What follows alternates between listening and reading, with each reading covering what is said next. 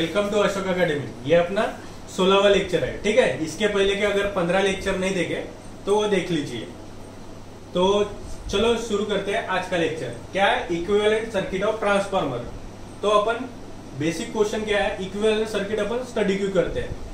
तो to analyse the transformer operation अपन क्या करते हैं, इसकी मॉडलिंग करते हैं in the form of resistor और इंडक्टर के फॉर्म में। क्या करते हैं, इसकी मॉडलिंग करती है for ease of study.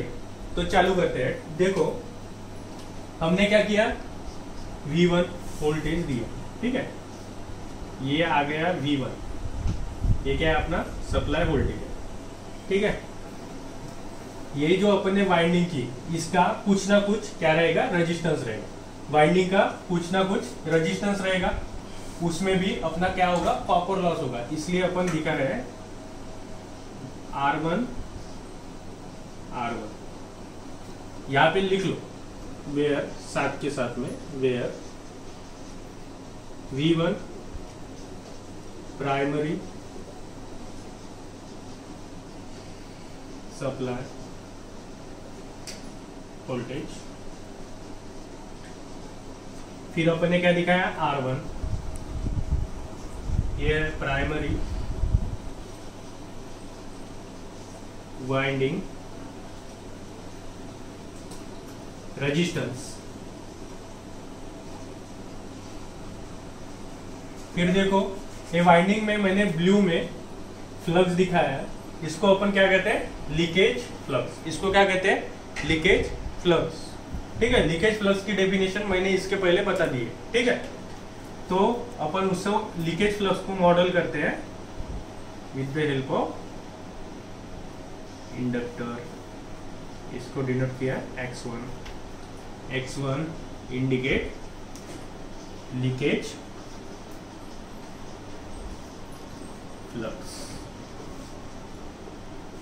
Leakage flux के कारण कौन सा EMF प्रोड्यूस होता है क्या? नहीं। ठीक है, ये क्या है, टोटल लॉस है। ठीक है, लीकेज फ्लक्स मतलब क्या, जो फ्लक्स अपन लूज कर रहे हैं। ठीक है, इसको क्या कहते हैं, लीकेज फ्लक्स। किससे दिखा है, X1। उसके बाद चलो आपने देखा था नो लोड कंपोनेंट I0 में क्या देखा था, IW that is working component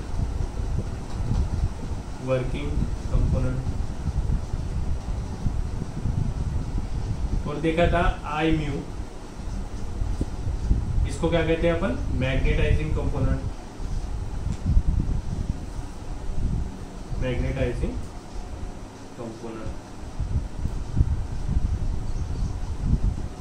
ठीक है, तो देखो अभी अपन नो लोड ब्रांच बनाएंगे। ठीक है, I0 ये अपन ने दिखाया रेजिस्टेंस। ठीक है, और ये बनाया रिएक्टेंस। इसको लिखो R0, ये X0। इसमें से कौन सा करंट जाएगा, वर्किंग कंपोनेंट IW। मैंने मॉडलिंग इसकी पहले ही लेक्चर में बताई है। ठीक है, IW। अगर आपने फेजर डायग्राम वाला लेक्चर नहीं देखा वो देख लीजिए। ठीक है, IW ये क्या हो गया, I म्यू। ठीक है, चलो ये दिखा दिया। इसके बाद में सेकेंडरी साइड E2। तो देखो इसके पहले क्या है, E1।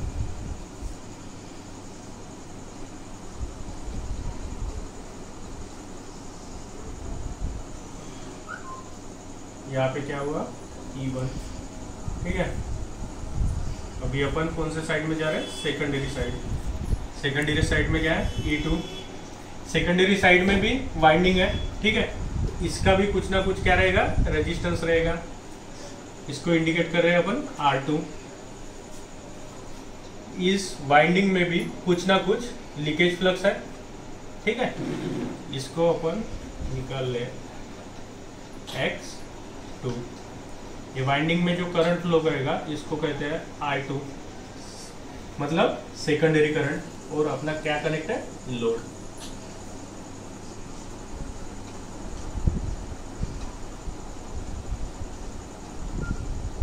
ठीक है, ये हो गया अपना इक्विवेलेंट सर्किट ऑफ ट्रांसफार्मर। चलो लिख लो, IW working component of I nought क्या, no load current, no load current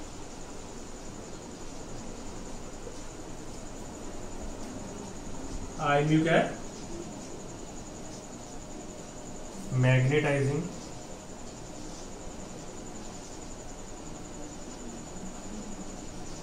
component of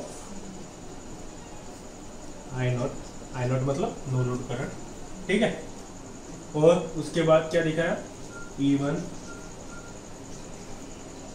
induce EMF in primary winding,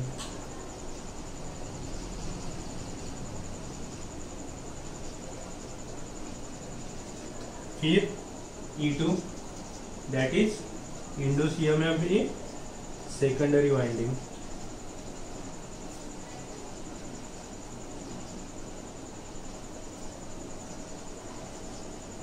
R2 क्या है, R2 resistance of secondary winding, resistance of secondary winding,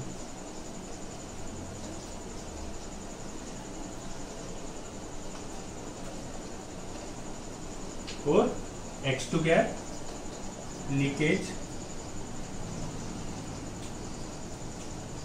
flux in secondary winding, ठीक है। और जो ये load बताया है इसको अपन इंडिकेट करते हैं ZL से, ठीक है। Z क्या है, इम्पीडेंस है, ठीक है। Z इसको क्या कहते हैं, इम्पीडेंस, इम्पीडेंस। ये रहता है combination R plus JXL lagging load में, R minus JXC leading load में, ठीक है। यह है रेजिस्टेंस, यह है इंडक्टिव रिएक्टेंस, यह है कैपेसिटिव रिएक्टेंस, ठीक है।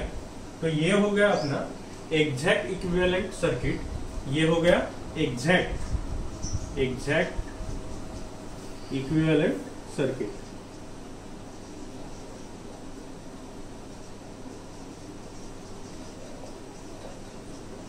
ठीक है।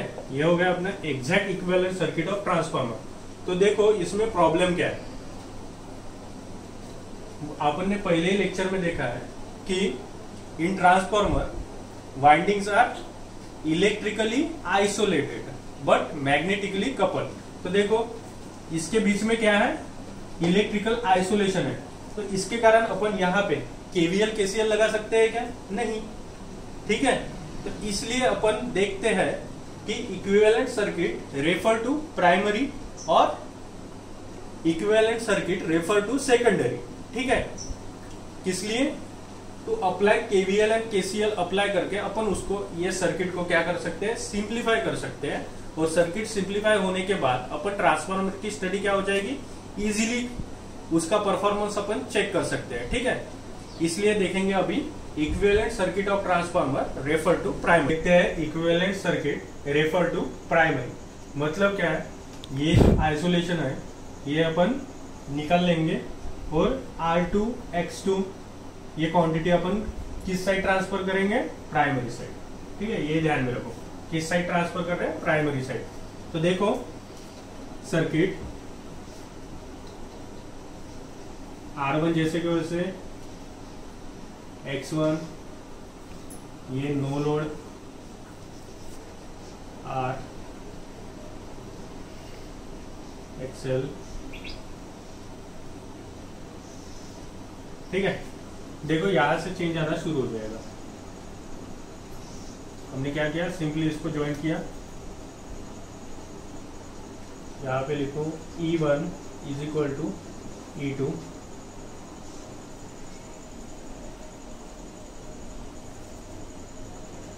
E1 is equal to E2 dash, क्या है E2 डैश, ठीक है। यहाँ से डिफरेंस आना शुरू हो जाएगा। जो यहाँ R2 था ये बन जाएगा R2 डैश, फिर जो X2 है ये बन जाएगा X2 डैश, यहाँ पे जो I2 था ये बन जाएगा I2 डैश,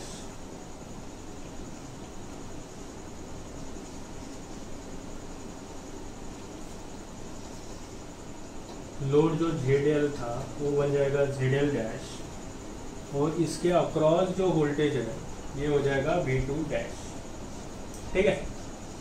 अभी देखो ये है R1 X1 R0 X0 I0 IW IU, यहाँ तक की सेम है, ठीक है। ये हो गया V1, इतनी डायग्राम सेम है, ठीक है, जो कि अपन ने पहले देखा था, ठीक है। अभी ये पूरी क्वांटिटी अपन कहाँ लेके आए, प्राइमरी साइड, ठीक है। तो अपन ने इंडिकेट किया है R2 dash X2 dash I2 dash. तो अपन क्या करेंगे, इसके कारण जो इफेक्ट रहता है, जो अपने लॉसेस रहेंगे वो कैसे रहने को ना, कांस्टेंट रहने को ना, ठीक है, तभी अपन एनालिसिस कर पाएंगे। तो देखो अभी E1 is equal to E2 dash, तो अपने फॉर्मूला पढ़ा है हमने, K is equal to N2 by N1 is equal to E2 by E1 is equal to I1 by I2। ये देखा है। तो चलो ट्रांसफर करेंगे। अपने को पता है E2 by E1 is equal to कितना है, K, ये इक्वेशन। अभी देखो E2 dash is equal to क्या है, E1। चलो निकालो E1 का कितना आएगा, तो E1 is equal to E2 by K, मतलब E1 इज इक्वल टू क्या है, E2 dash, E2 dash is equal to कितना है, E2 बाय K। मतलब ये E2 किससे रिप्लेस हो रहा है, E2 by K, E2 dash से, ठीक है। ये हो गया इसका इक्वेशन। अभी देखो सिमिलरली V1 के लिए क्या होगा, सिमिलरली V1 के लिए क्या होगा, V2 बाय K, ठीक है। ये V2 dash is equal to क्या आएगा, V2 बाय K, ठीक है। अभी देखो रेजिस्टेंस के लिए पहले क्या था, I2 square R2 secondary side का रेजिस्टेंस, सेकेंडरी रेजिस्टेंस के कारण जो पावर लॉस होगा, ठीक है, वो सेम रहने को ना प्राइमरी साइड में भी। तो क्या आएगा, I1 स्क्वायर R2 डैश, ठीक है। ये R2 डैश अपन क्या कर रहे हैं, प्राइमरी साइड को रेफर कर रहे हैं, ठीक है। तो देखो फिर R2 dash is equal to क्या आएगा, I2 square upon I1 square into R2, ठीक है।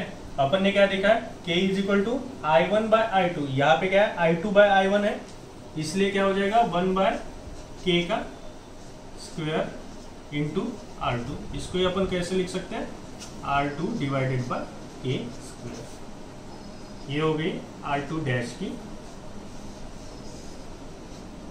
ये कैसे आता है ये भी बता रहा हूं, नहीं तो आप डायरेक्टली याद भी रख सकते हैं, ठीक है, लेकिन समझ के जाओ तो आपको ध्यान में रहेगा, ठीक है। R2 डैश क्या हो गया, R2 upon K square. Similarly X2 dash is equal to क्या होगा, X2 बाय K स्क्वायर। फिर सिमिलरली इम्पीडेंस के लिए ZL dash is equal to ZL by K square, ठीक है। अपन ने फेजर डायग्राम निकालते वक्त ही देखा था I2 dash is equal to KI2। समझ लो I2 डैश ये क्या था, प्राइमरी करंट था, ठीक है, KI2। I2 डैश का क्या आएगा इक्वेशन, KI2, ठीक है। ये हो गई आपकी equivalent circuit refer to primary. ठीक, अभी देखो equivalent circuit refer to secondary, same circuit है,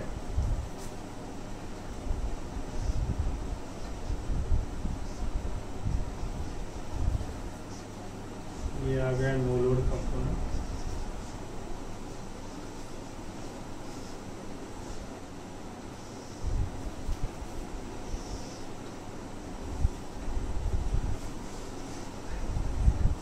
R2 X2, ये है लोड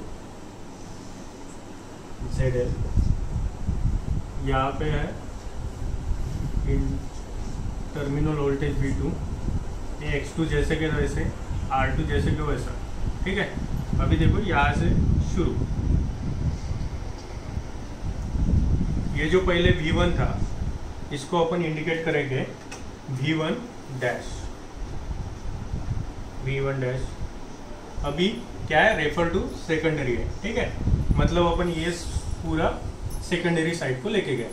ठीक है, R1 डैश, X1 डैश, फिर I not dash, I W dash, R not dash, X not dash, I mu dash, E2 is equal to E1 dash.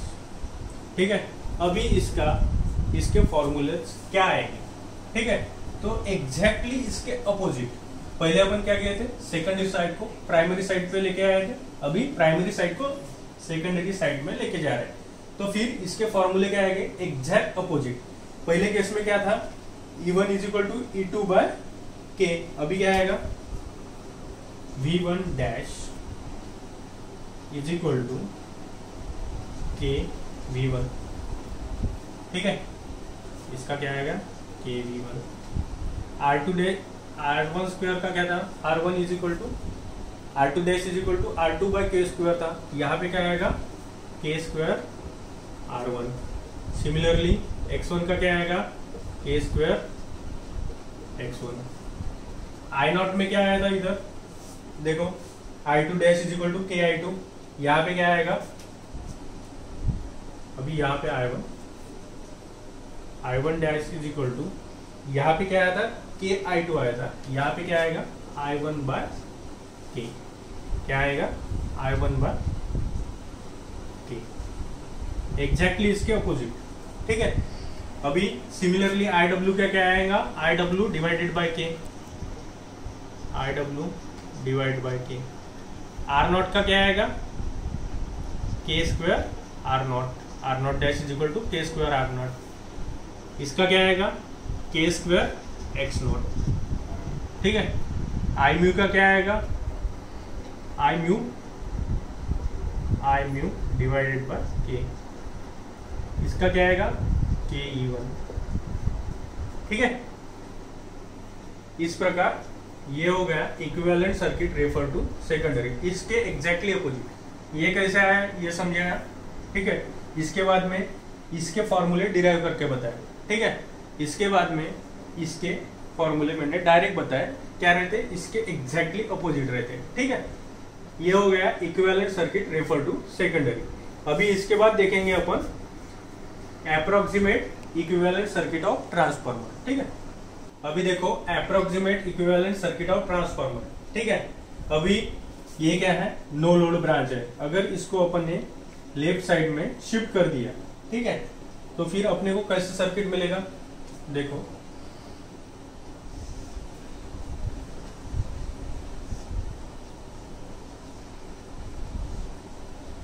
R not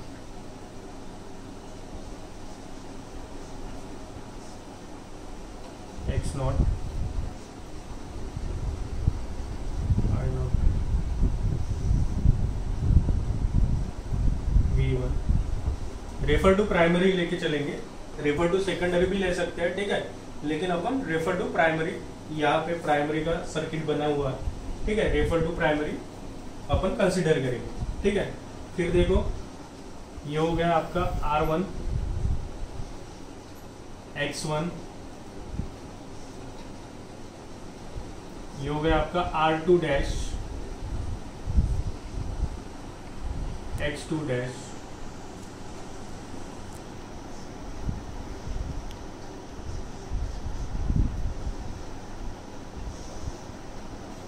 ये ZL V2 dash ये I2 dash current ये I1। ठीक है, अभी देखो अपन ने क्या किया, ये इधर शिफ्ट किया, इसके कारण क्या होगा, एरर, कुछ ना कुछ कैलकुलेशन में एरर आएगा because of voltage drop across R1 और X1 यहाँ पे कंसीडर हो रहा था। ठीक है, R1 और X1 के अक्रॉस वोल्टेज ड्रॉप कंसीडर हो रहा था। ठीक है, अभी अपन ने क्या किया, ये ब्रांच उठा के यहाँ पे रख दी। ठीक है, तो ये वोल्टेज ड्रॉप कैलकुलेशन में आएगा क्या, नहीं, इसलिए अपन इसको क्या कहते हैं, अप्रोक्सीमेट। ठीक है, लेकिन आपको पता है I0 की वैल्यू कितनी रहती है, 2 to 5% of no load component. ठीक है, इसके कारण जो एरर आएगा वो क्या आएगा, कम आएगा अपन इसके कारण, लेकिन अपना एनालिसिस क्या हो जाएगा, इजी हो जाएगा। इसलिए अपन ने क्या किया, approximate equivalent circuit of transformer निकालने के लिए नो लोड ब्रांच को क्या किया, लेफ्ट साइड में शिफ्ट किया। ठीक है, अभी देखो अपन इसको क्या लिख सकते हैं, Z1 लिख सकते हैं, Z1 is equal to R1 plus JX1। ठीक है, सिमिलरली इसको क्या लिख सकते हैं, Z2 R2 प्लस JX2। अगर देखो ये ब्रांच बीच में रहती थी तो अपन R1 और R2 की एडिशन कर सकते थे क्या, नहीं, लेकिन अभी क्या है, ये पूरा सीरीज सर्किट है तो R1 और R2 की क्या होगी, एडिशन होगी। ठीक है, तो देखो R total is equal to R1 plus R2 लिख सकते हैं अपन, रेफर टू प्राइमरी है इसलिए R1T लिखो। ठीक है, इसको ही क्या लिख सकते हैं, R2 की वैल्यू क्या है, R2 divided by K square है, ये लिखा है R2 divided by K square. इसको ही अपन क्या लिख सकते हैं, R1 plus R2 divided by K square. ये हो गया R1 टोटल का फॉर्मूला। ये Z1 क्या है, इम्पीडेंस है। ठीक है, और इसको भी अपन लिख सकते हैं Z1 total is equal to impedance at primary plus impedance of secondary. ठीक है, इसके बाद X1T क्या आएगा, X1 plus X2 is equal to क्या आएगा, X1 plus X2 divided by K square. ठीक है, इसका सम करके, ये पूरी ब्रांच का सम करके अपन सिर्फ इसको Z1 टोटल भी दिखा सकते हैं। ठीक है, ये पूरी ब्रांच Z1 टोटल से रिप्लेस हो जाएगी। ठीक है, देखो मतलब कितना सिंप्लीफाई हो रहा है अपना सर्किट। ठीक है, और यहाँ पे देखो और एक फॉर्मूला, R0 की वैल्यू क्या आएगी, R0, और देखो यहाँ पे IW रहता है, यहाँ पे IW की वैल्यू निकालो। IW इज इक्वल टू क्या, पूरा का पूरा वोल्टेज अक्रॉस R0 है ना, IW की क्या वैल्यू आएगी, V1 डिवाइडेड बाय R0।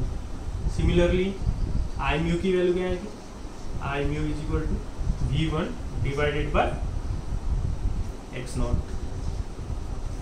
और ये हो गया, इसको अपन क्या कहते हैं, अप्रोक्सीमेट इक्विवेलेंट सर्किट। ठीक है, अभी इसको रिप्लेस करके एक डायग्राम बना के दिखाता है। R X1 is simply box,